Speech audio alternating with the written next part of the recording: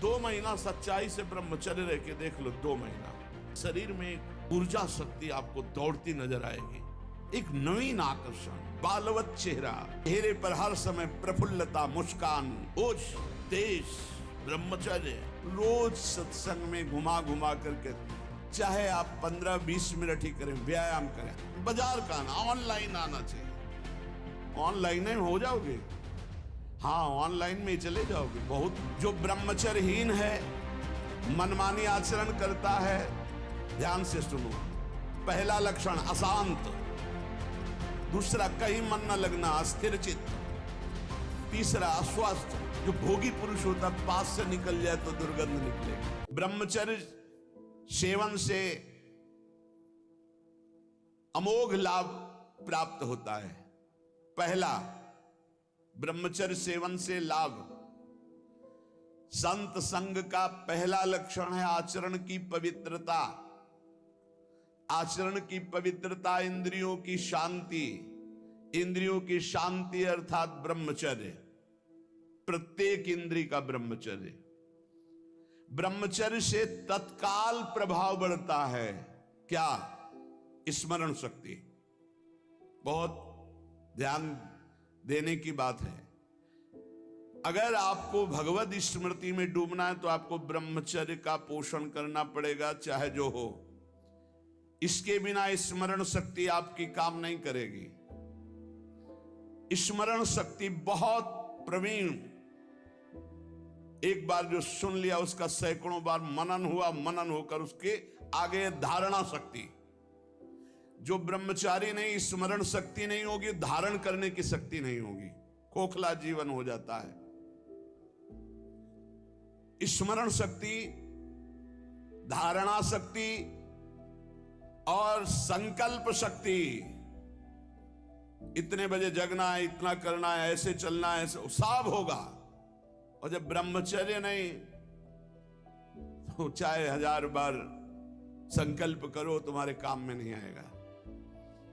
स्मरण शक्ति, धारणा शक्ति, संकल्प शक्ति, इच्छा शक्ति जिसे कहते, और उत्साह शक्ति और शरीर शक्ति, ये शक्तियां उसके अंदर प्रकाशित होती हैं जो ब्रह्मचर्य का पोषण करता है। स्मरण, धारण करना, जो संकल्प नियम ले उसका अक्षरशः पालन करना, और उत्साह बना रहना, और शरीर में स्फूर्ति रहना।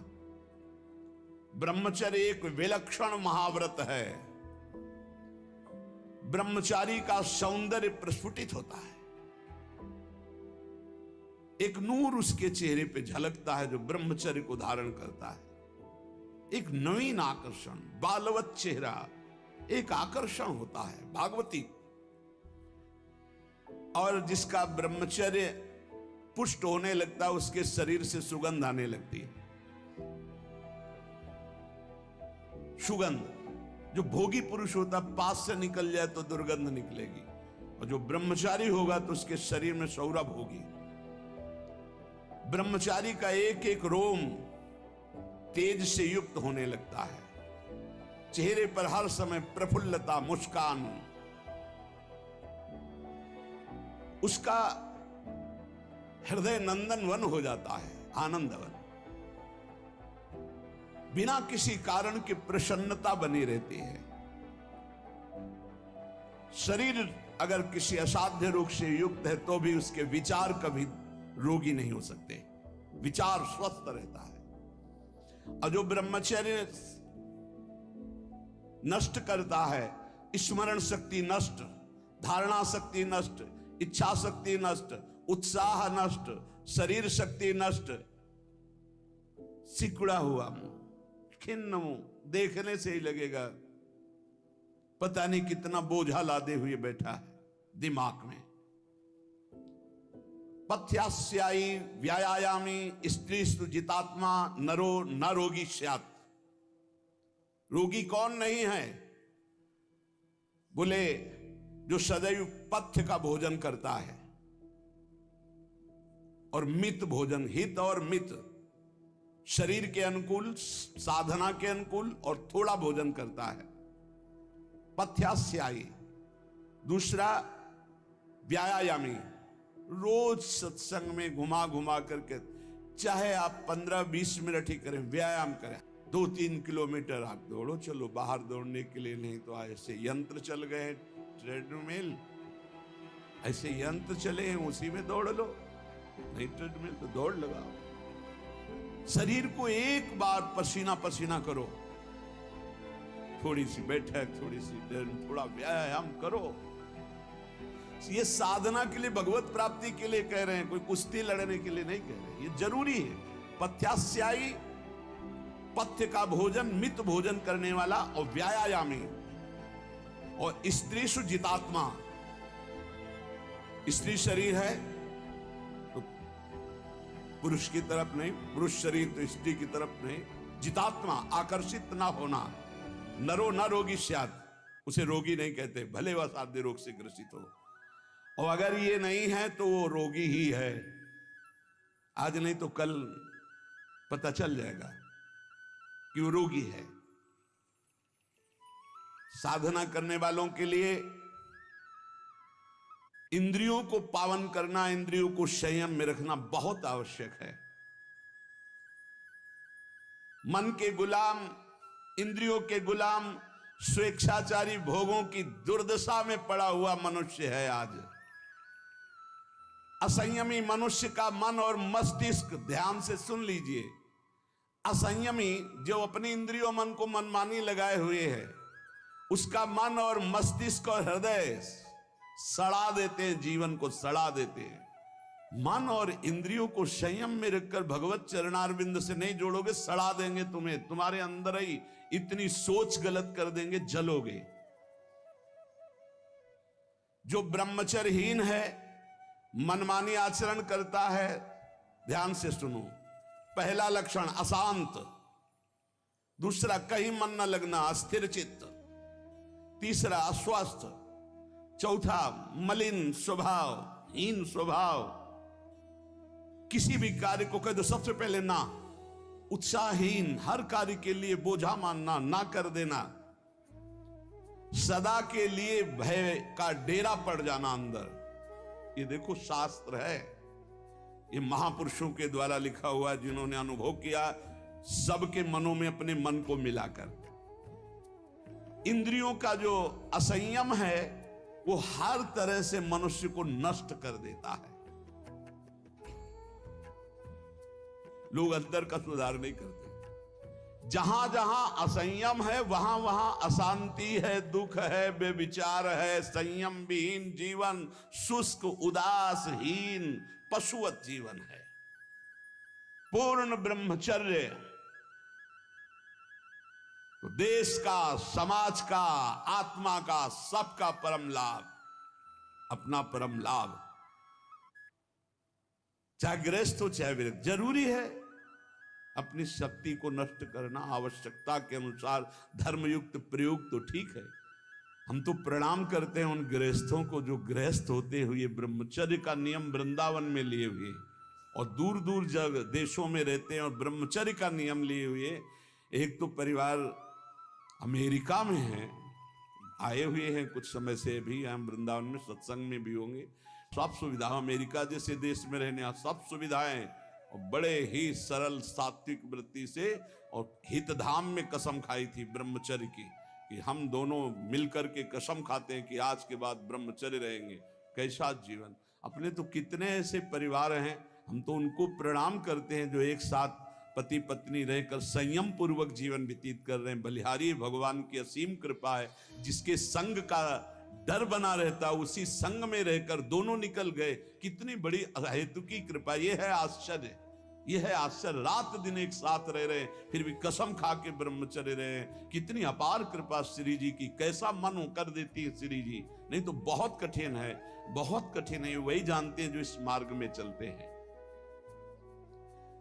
जो आचरणहीन है, जिसका भोजन ठीक नहीं है,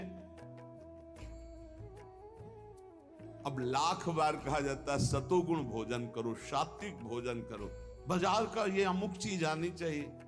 कितने ऐसे बाजार की पैकिंग की चीजें निकलते हैं जिसमें कीड़ा रेंगते हुए चलते हैं। आप फिर पता नहीं कौन सी बुद्धि लोगों में फैल रही है कि घर का दाल रोटी बना करके नहीं खाएंगे, बाजार का आना, ऑनलाइन आना चाहिए। ऑनलाइन में हो जाओगे, हाँ ऑनलाइन में ही चले जाओगे। बहुत समझो सावधान, खान पान नहीं तो ऑनलाइन में बुद्धि घूमेगी। श्री जी में चित्त लगाने के लिए थोड़ा ऑनलाइन से हटो, थोड़ा सा अपने चित्त को सुधारो। हम कह रहे हैं जबान में अगर सात्विक भोजन केवल जाएगा तो भजन में बहुत रुचि होगी, संयम से रह पाओगे। ये बावरे नहीं थे पुराने संत महात्मा जन की जो सात्विक ब्रजवासियों का अन्न या भिक्षान्न या सात्विक, ये देखो 10 दिन केवल देखो, शुद्ध दाल रोटी पाओ, मूंग की दाल वाली रोटी पा लो, फिर आप देखो भजन करके।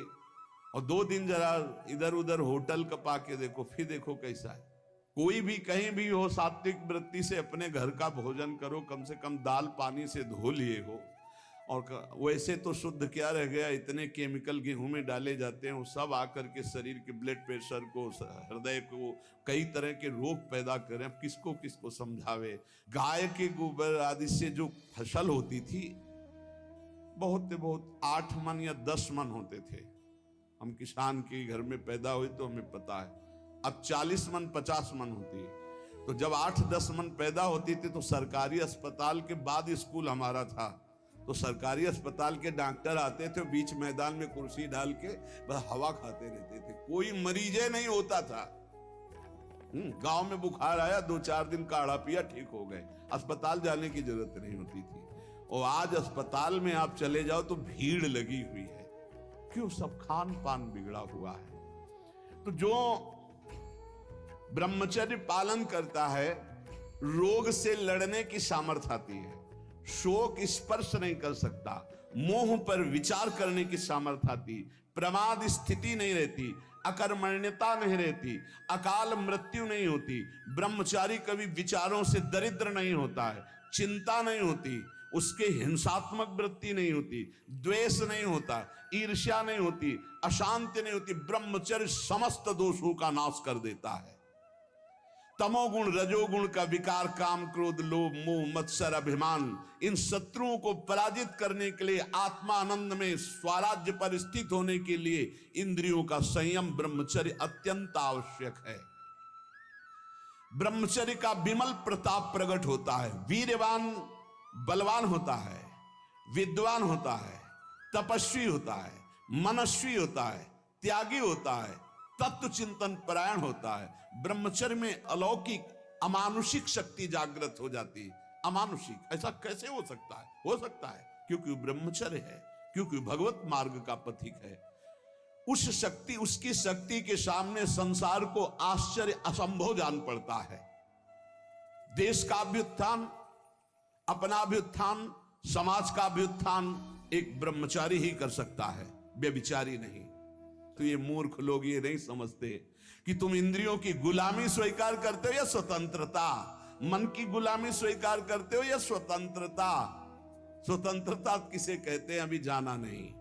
मनमानी आचरण को तुम स्वतंत्र कहते हो कि मैं जो चाहूं। कितने मिनट स्वतंत्र हो जरा देखो, 1 सेकंड भी नहीं। हर वृत्ति तुम्हें गुलाम बनाए हुए है।